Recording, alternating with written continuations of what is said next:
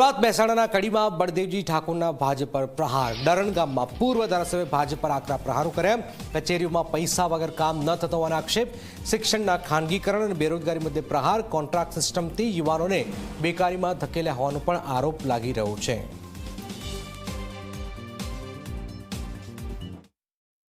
ભારતીય જનતા પાર્ટીના શાસનમાં શિક્ષણનું એટલું બધું ખાનગીકરણ કરી નાખ્યું કે સામાન્ય ઘરના દીકરા દીકરીને ભણવું પણ દોયલું થઈ પડે એવી શિક્ષણની જે નીતિ અપનાવી અને શું કરવાથી ભારતીય જનતા પાર્ટીની આ સરકારે સામાન્ય અને ગરીબના બાળકોને ભણવાનું અટકાવવાની જે કામગીરી કરે છે એને પણ ઓળખવાની તમારે જરૂર છે।